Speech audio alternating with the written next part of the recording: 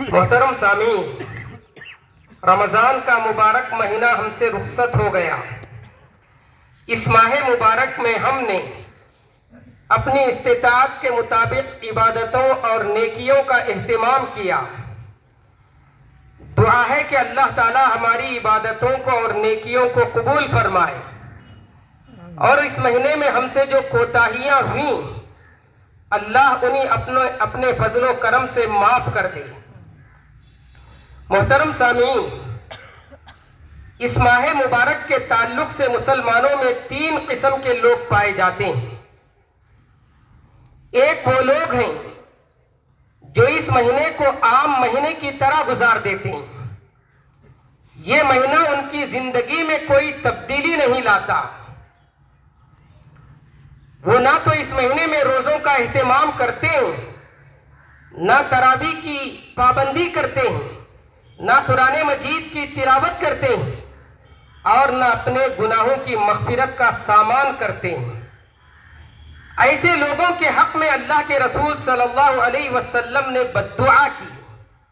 اللہ کے رسول نے فرمایا، رغم انف رجل دخل علیہ رمضان ثم انسلق فلم یغفر لہ۔ اللہ تعالیٰ کے اس شخص پر لعنت ہو کہ جس پر رمضان کا مہینہ داخل ہوا اور گزر گیا اور وہ اپنی مغفرت کا سامان نہیں کر لیا۔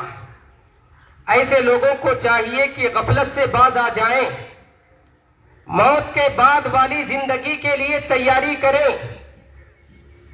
یہ زندگی ختم ہونے والی ہے، اس کے بعد آنے والی زندگی ہمیشہ رہنے والی ہے۔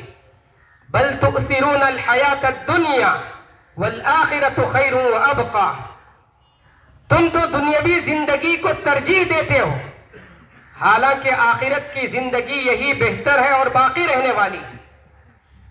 دوسری قسم ان لوگوں کی ہے جو اس ماہ مبارک میں عبادتیں تو کرتے ہیں اور اپنے گناہوں کی مغفرت بھی طلب کرنے کی کوشش کرتے ہیں اور گناہوں سے باز بھی رہتے ہیں، لیکن جیسے ہی یہ مہینہ ختم ہو جاتا ہے وہ عبادتوں میں ایک سستی کرنے لگتے ہیں اور گناہوں کا ارتکاب کرنے لگتے ہیں۔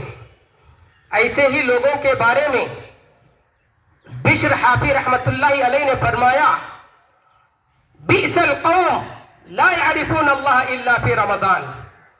کیا ہی برے ہیں وہ لوگ جو صرف اللہ تعالیٰ کو رمضان میں یاد کرتے ہیں۔ جو لوگ اس مہینے میں عبادتیں تو کریں لیکن یہ مہینہ ختم ہوتے ہی عبادتوں میں غفلت برتنے لگ جائیں، یہ دلیل ہے اس بات کی کہ اللہ تعالیٰ نے ان کی عبادتیں قبول نہیں کی۔ حضرت کعب بن مالک رضی اللہ تعالیٰ عنہ ایسے ہی لوگوں کے بارے میں فرماتے ہیں، فَصِيَامُهُ مَرْدُودٌ عَلَيْهِ وَبَابُ التَّوْفِيقِ فِي وَجْهِهِ مَسْدُودٌ۔ یہی وہ لوگ ہیں جن کے روزے، جن کی عبادتیں رد کر دی جاتی ہیں اور اللہ تعالیٰ ان کے لیے توفیق اور ہدایت کا دروازہ بند کر دیتا ہے۔ تیسری قسم ان مسلمانوں کی ہے جو اس مہینے میں عبادتوں کا بڑا اہتمام کرتے ہیں اور جب یہ مہینہ ختم ہو جاتا ہے تو ان کی عبادتوں کا سلسلہ برابر جاری رہتا ہے۔ یہی وہ لوگ ہیں جن کی عبادتیں اللہ تعالیٰ کے دربار میں قبول ہوتی ہیں، کیونکہ عبادتوں کی قبولیت کی ایک علامت یہ بھی ہے کہ نیکی کے بعد نیکی کرنے کی توفیق ملے۔ سلف صالحین کہا کرتے تھے، ان من علامات قبول الحسنۃ الحسنۃ بعدہا۔ نیکیوں کی قبولیت کی علامت یہ ہے کہ نیکی کرنے کے بعد اسی طرح کی نیکی کی اللہ تعالیٰ توفیق عطا کرے۔ رسول اکرم صلی اللہ علیہ وسلم کو اسی بات کا حکم دیا گیا، وَاعْبُدْ رَبَّكَ حَتَّى يَأْتِيَكَ الْيَقِينُ، کہ آپ اپنے رب کی عبادت کرتے رہیے یہاں تک کہ آپ کی موت واقع ہو جائے۔ وفات تک، موت تک عبادت کا یہ سلسلہ جاری رہنا چاہیے۔ یہی رمضان المبارک کا پیغام ہے۔ رمضان کا یہ مہینہ نزول قرآن کا مہینہ ہے۔ قرآن مجید یہ کتاب ہدایت اور دستور زندگی ہے۔ دین اور دنیا کی ساری بھلائیاں اس کتاب پر عمل کرنے میں ہے۔ آج مسلمان زوال اور شکست سے دوچار ہیں۔ جب بھی زوال کے اسباب کی بات آتی ہے تو ہم زوال کے اسباب اپنے درمیان ڈھونڈنے کے بجائے غیروں میں ڈھونڈنے لگتے ہیں۔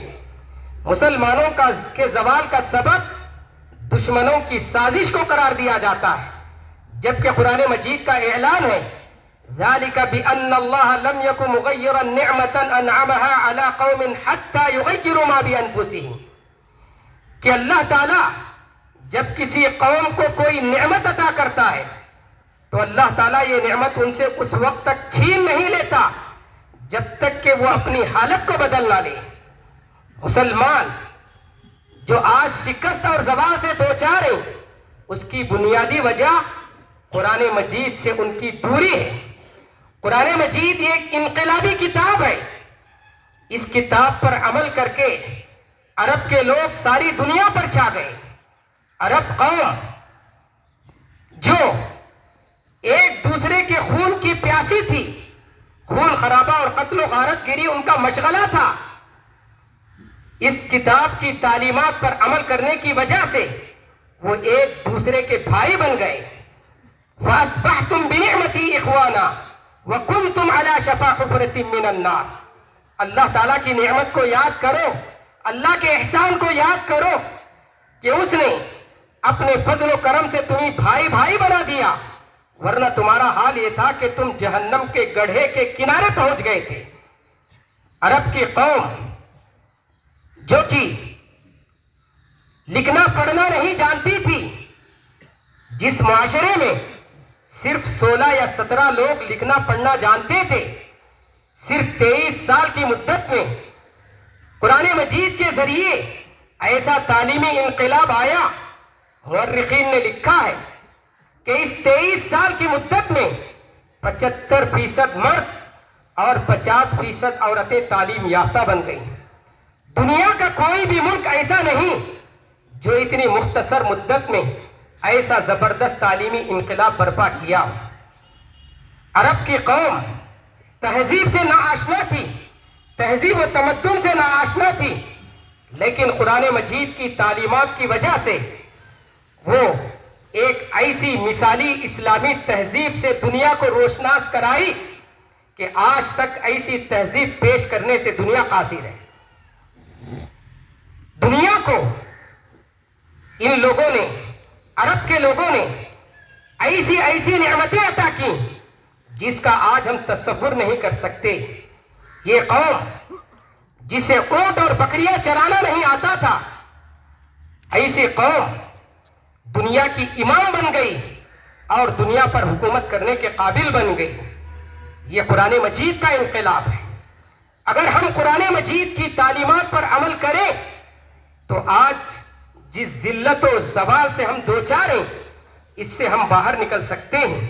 صحیح مسلم کی روایت ہے، اللہ کے رسول صلی اللہ علیہ وسلم نے فرمایا ان اللہ یرفع بہذا الکتاب اقواما ویضع بہ آخرین، کہ اللہ تعالیٰ اس کتاب پر عمل کرنے کی وجہ سے لوگوں کو اور اقوام کو بلندی عطا کرتا ہے، اور اس کتاب سے غفلت برتنے کی وجہ سے، اس کتاب پر عمل نہ کرنے کی وجہ سے زوال سے دوچار کرتا ہے۔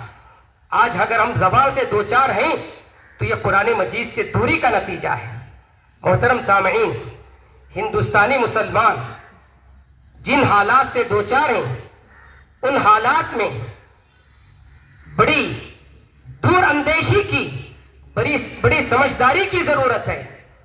ہماری ذرا سی غفلت اور چھوٹی سی غلطی بڑے نقصان کا سبب بن سکتی ہے، اور آئے دن ہمارے درمیان ایسے واقعات پیش آتے رہتے ہیں کہ ہماری چھوٹی سی لغزش یا ایک چھوٹی سی غلطی کی وجہ سے ہم کو بڑا نقصان ہمارے ملک میں اٹھانا پڑ رہا ہے۔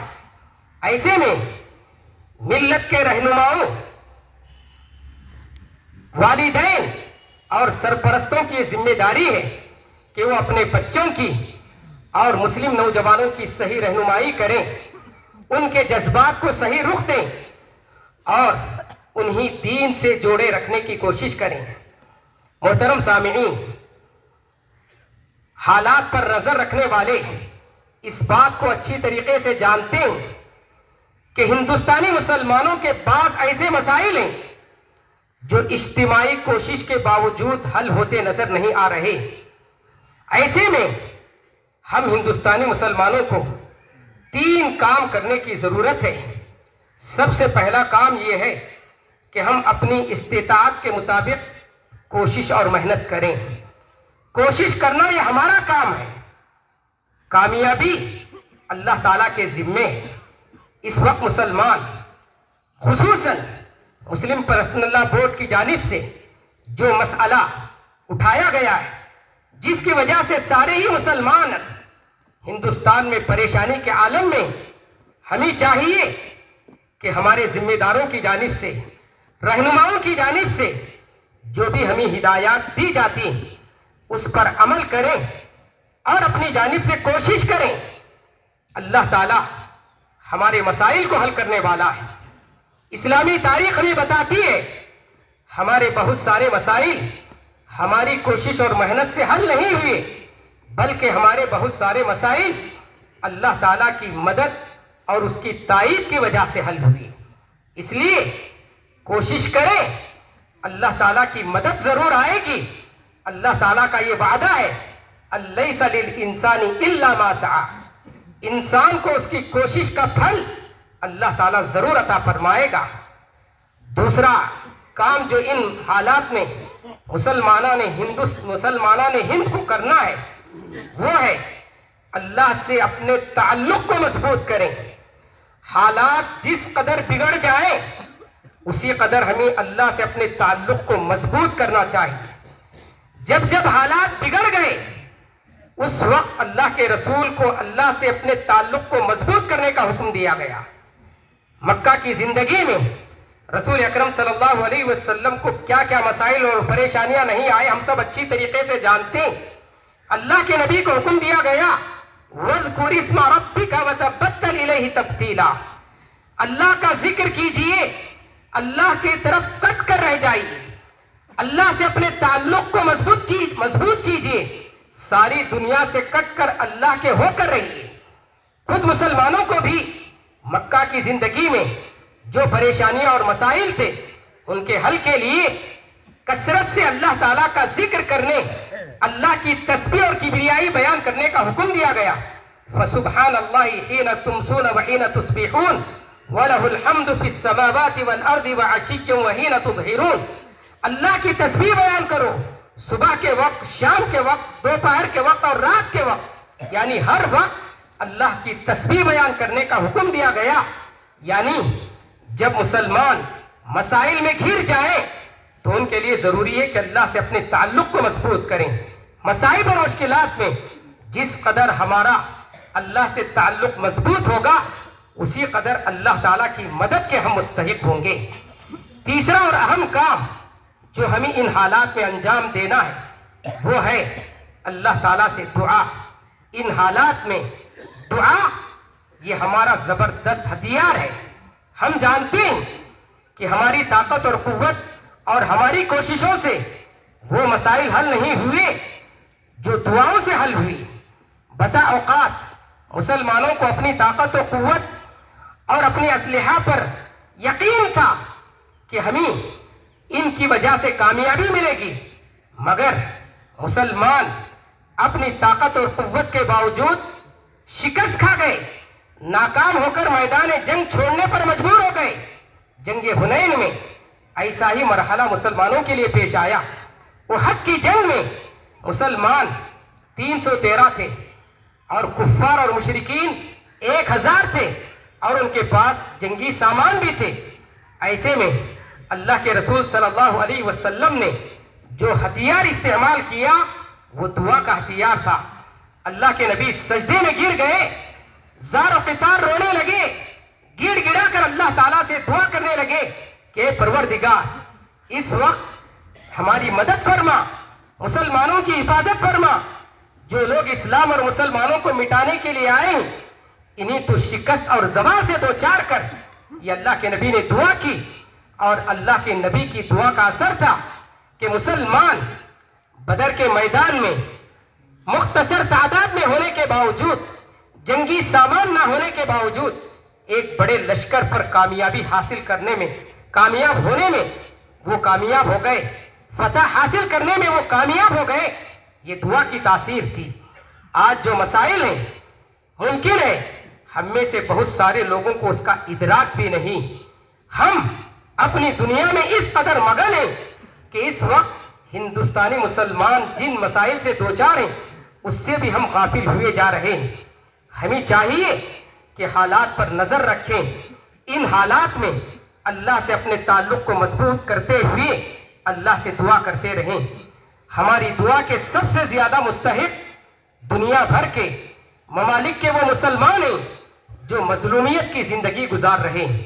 بہت سارے مسلمان بہت سارے ممالک میں ظلم و ستم کی چکی میں پس رہے ہیں. معصوم بچوں کو نشانہ بنایا جا رہا ہے، ان پر بم برسائے جا رہے ہیں، انہیں قتل کیا جا رہا ہے، ان کے وطن سے نکالا جا رہا ہے. ہم ان کے لیے اگر کچھ مدد کر سکتے ہیں تو بس یہی کہ ان کے حق میں اللہ تعالیٰ سے دعا کر سکتے ہیں کہ پروردگار ان مظلوموں کی مدد فرما، ان مظلوموں کو تو مدد فرما اور ان کو ظالموں سے نجات دے. یہ ہم ان کے حق میں دعا کر سکتے ہیں. محترم سامعین، ہندوستان یہ ہمارا ملک ہے. اس ملک کی حفاظت، اس ملک کے قوانین کی پاسداری اور اس ملک میں امن و امان کو بحال کرنا یہ ہمارا فریضہ ہے. ہم مسلمانوں کو چاہیے کہ ہندوستان کے قوانین کی پاسداری کرتے ہوئے ملک کے حالات کو بہتر بنانے، ملک میں امن و امان کو قائم کرنے میں ہم اپنا پورا کردار ادا کریں. اللہ تعالیٰ عید کے اس موقع پر ہم سب کو اس کی توفیق عطا فرمائے، ہماری حفاظت فرمائے. ان حالات میں اللہ تعالیٰ ہماری مدد فرمائے اور ہم سب کو اپنے فضل سے اللہ تعالیٰ ہر طرح کی مشکلات سے محفوظ فرمائے. آمین. بارک اللہ لنا ولکم فی القرآن المجید ونفعنا وإياكم بالآيات والذکر الحکیم. انه تعالی جواد کریم ملک بر رؤوف الرحیم ورب حلیم.